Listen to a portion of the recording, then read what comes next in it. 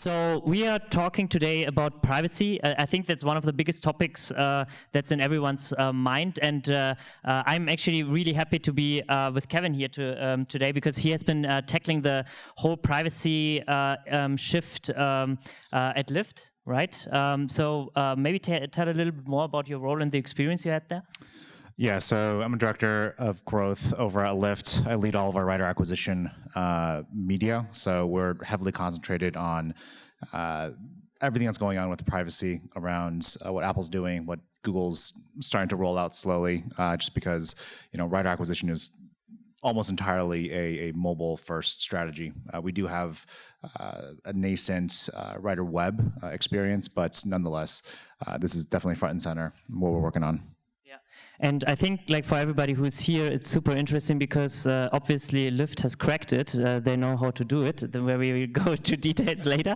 So all the tricks, we will talk about it. Yeah, but I mean, first, if we go one step back, the 2021, when there was no ATT, I think on Apple, on iOS, that was the first, I think, like, bigger shift. We had before the whole regulation, starting with GDPR in Europe, CPRA, and so on. But like, from the beginning, and maybe like when iOS came, and then in the future with the sandbox on Android, like, how has work changed at Lyft? How has it impacted like the day-to-day work? Yeah, maybe you can share the development there. Yeah, so I think, like, if you go back to, definitely don't have all the answers. I think the TLDR is we're trying to figure it out. Even a company at our scale is still tackling a lot of the same issues. We have a lot of signal loss, just like anyone else in the industry, and it's a struggle. But in terms of like how we think about GDPR, CPRA, ATT consent, all of that, right? Like, we've continued to be compliant. We've been very thoughtful, and whether it's cookie consent rollouts across all of our surfaces, as well as even on the ATT side, right? Like, we took a very conservative approach right out the gates. We're not going to be serving this, and it comes with very clear conditions, right? Like, whether you choose to serve the ATT prompt or not. But otherwise, yeah, we took a pretty clear stance against fingerprinting. It's like a very not kept secret that I think the vast majority of the industry continue to fingerprint, and then they just rebrand as probabilistic. Yeah, it was funny. Like, I also listened to one of the earlier talks in the main area, and where everybody was said, like, yeah, no, you do both. Like, you do probabilistic and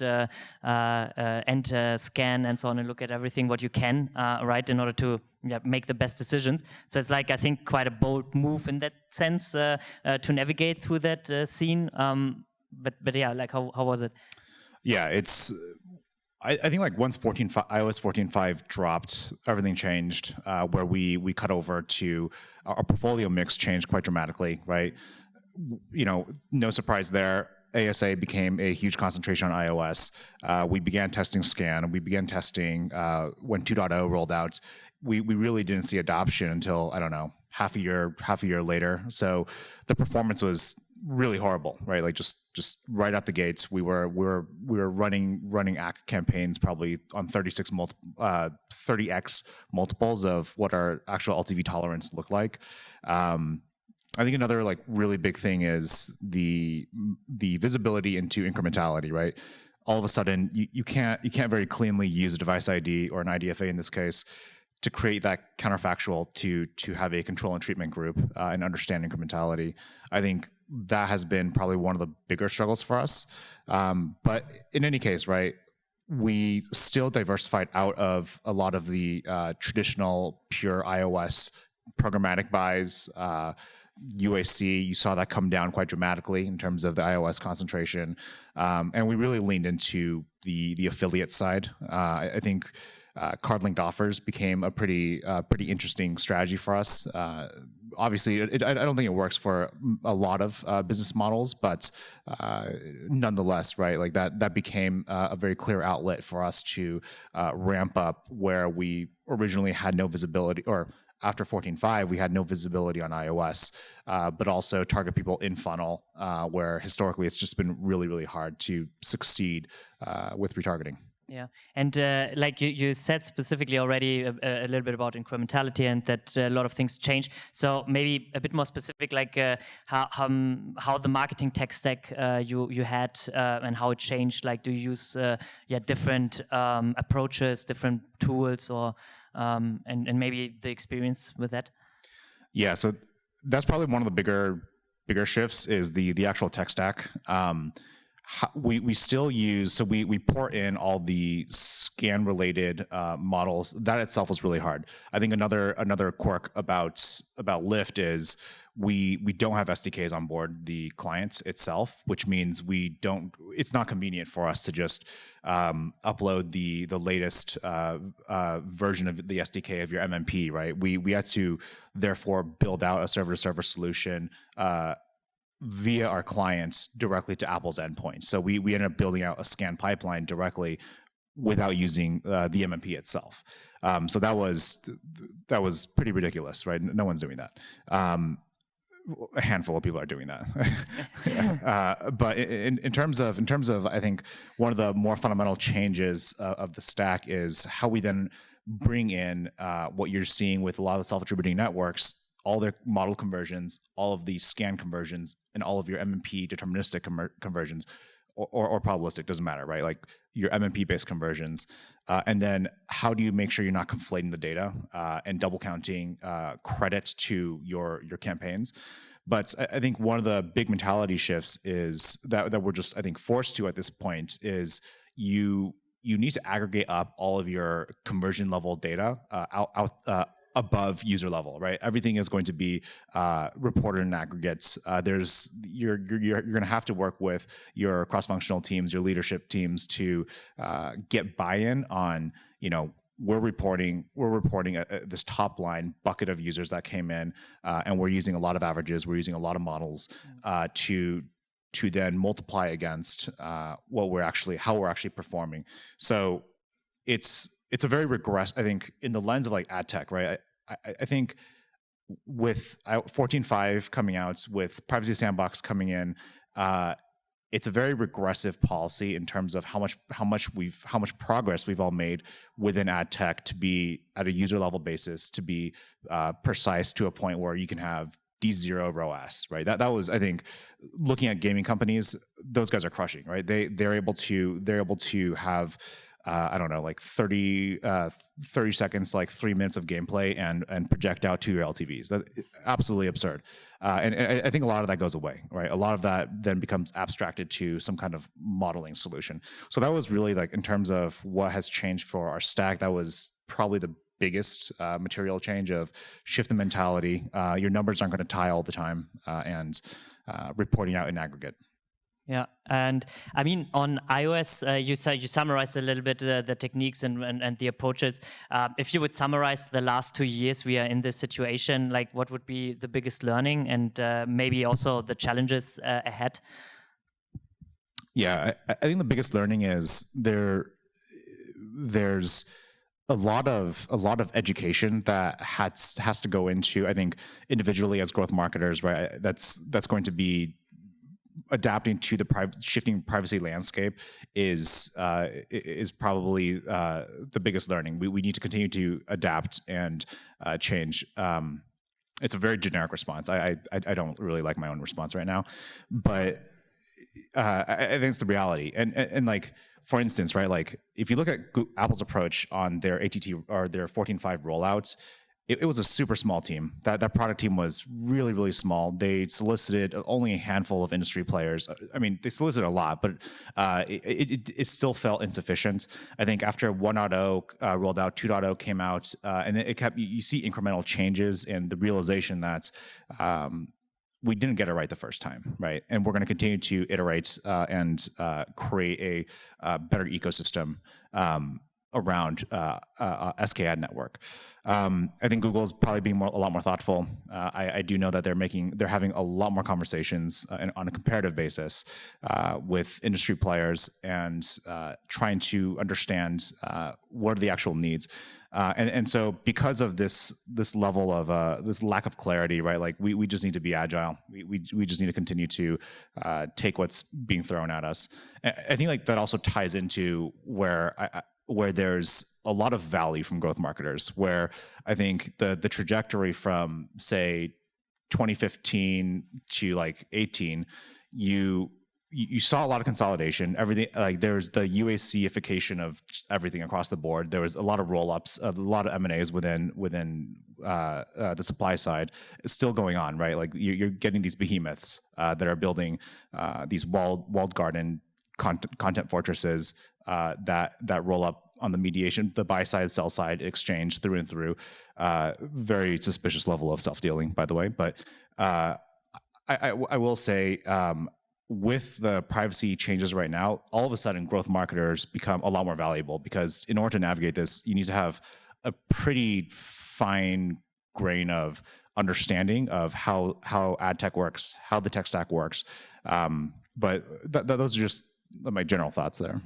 Yeah, I see that similar. Like I think also when we're talking about Sandbox and the discussions we are having with Google and how they are structuring that, I think the biggest element and what has changed is also that you have to have like much more technical knowledge, much more tech involved, much more also when you talk about the models, the understanding of actually what works, incrementality.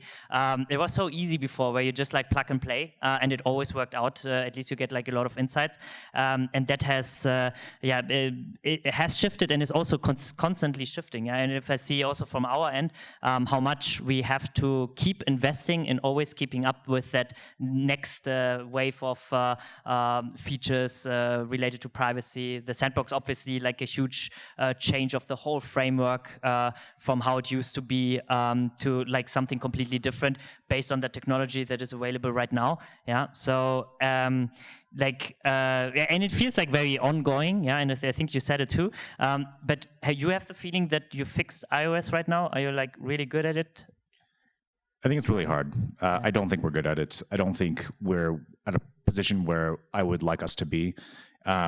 It is only until like very, very recently where we've decided, hey, let's open up the conversation again with bringing SDKs on board our client. So, and that also goes to the ATT posture as well, where we refuse to do any of the ATT consent pop-ups, but now we're realizing, zero conversion, zero positive feedback to your campaigns is still a lot worse than, I don't know, 10%, 15% opt-in, right? And then you have to overlap that Venn diagram of your supply side opt-in rates. That's even that small, I don't know, 5 to 10% of that Venn diagram overlap is still better than zero. So where we are still learning on our own, but also at the same time trying to manage a lot of expectations internally, trying to manage how we communicate. I think the language that we use has changed. The measurement methodology has changed, right? Instead of these very clean conversion lift incrementality solutions, where we're relying a lot more on regression modeling to attempt to articulate what the actual lift on paid media was. And I think like that becomes really, really hard, right? Like for someone like Lyft, where we have just huge saturation. So in order for us to get any kind of signal on any kind of campaign, we need to spend millions and millions of dollars, right, on each individual campaign to materially get signal. Yeah, I agree. And I think like what is also interesting on iOS is exactly the point. Okay, how many IDFAs are actually available? If you say like, okay, you're getting the opt-in, and what are you like? How can you scale that? And I just like looked it up earlier, also like for a different conference, because January 2021, that was like before everything was happening. We saw like 410 billion requests with IDFA. And like, who thinks that it got less in January 2023? Maybe hands up. Who thinks it got fewer IDFAs? Who thinks it stayed the same? Who thinks that there are more than it was? It's like almost similar, because it's 1.4 trillion bid requests we saw like 2 years later. And I think it's maybe a bit counterintuitive, because it said, well, you're taking away the inventory, the IDFA, because users will just say no. But I think also in those 2 years, it's also with the COVID and whatever happened, it's just like this tremendous like increase of usage and inventory, and also obviously the app developers got better in getting the consent, getting the opt-in. And I think like still the challenge, in order, like when we talk about retargeting, re-engagement, is also that you need to get the opt-in too, so that we need to do the match, so it's also like how much can you scale is also like a different topic, and I think the design there, and I think you don't have any experience yet if you just like want to start with that, right? Yeah, exactly. Only the residuals of the pre 14.5, like very, very small population, but otherwise, in that case with ATT consent, right? Like this is going to be pretty new for us as far as collecting IDFAs and passing through, getting better conversion events, and same as same as bringing on Firebase SDK. I think like that's probably one of the really interesting conversations right now, because speaking to the Google product teams, right? It is very clear that Privacy Sandbox is coming, whether that comes in the form of Fledge, Flock, topics. I think Fledge is already like put out to rest. Protected privacy. Privacy safe targeting and privacy safe retargeting. It's weird. I do think that with Privacy Sandbox coming, you're going to see Firebase be very central. The Google sales folks have been pushing Firebase for quite some time. I think this is really the moment where it makes very material sense to invest into Firebase SDK. It will certainly be the like a hub and spoke kind of model of features being released on any kind of ad buying any of the ad surfaces that Google has will in some way touch the SDK. Yeah, and I also you said already that the privacy sandbox is quite a big topic on your end. Because like when we are talking, and we are right now working to implement it, and it's like we are right now at the stage while talking with the attribution providers, talking with the SSPs, talking with Google directly. It's still very difficult to get everybody aligned. So to do this end-to-end implementation, to test the APIs, and to do like test runs for app marketers. So I'm surprised to hear already that you think about it. Do you maybe talk about that with the Google team, getting input, what would you recommend maybe to the others here, like how to look at that, because it's coming very likely. I mean, they have delayed it a little bit now to 2024, but it looks like now also with the plan and also how we see it sounds realistic that it's being rolled out as they said. But what would you recommend to the others what they should do? Lean into it. I think like when you saw like kind of playing back history of ATT in 14.5, there was a camp of folks that kind of rolled their eyes, thinking that Apple was not going to make a meaningful push for it this time, because I think there was like a previous version of SKAd Network that everyone kind of chuckled and booped them on the nose and went on with their lives. But I think similar to Apple, Google is going to move forward with this implementation. It's going to hit web. It's going to start with mobile. And just try to partner with the Google team as much as possible. It's nascent. I don't think the Google team really has a very clear articulated product spec at this point, but they have a pretty good idea as to what are the tenants and what they want to build, and that's all like public information at this point. You can find on Google's websites. Yeah, and I also can share because we have every 2 weeks a call with Google, and it's constantly changing. It's like the methods they are making public, how to implement, and all the feedback is then put into that, like from the providers that are working with that together, and it's like just changing on the fly, because we say like, oh, that's not working that well, that's not really able to be utilized that way for any kind of players. So they look at the basics of privacy. They see how to make that more and more utilizable, and then hopefully in the end we have something where the whole business model is working for everybody in the industry. So yeah, that it's also scalable, that you get the transparency that needs the tools in order to do that. So yeah, I'm curious to see how it works, but it has like a couple of other advantages, obviously, if you have that, because first, it won't be the silo that you have app and then web, because it will all be the same technology. You can do everything. You can target just like the audiences everywhere. So that means you can scale more. A couple of other things like you don't need to have that opt out anymore because it's all audiences. So you again have more scale if you can create those audiences. And let's see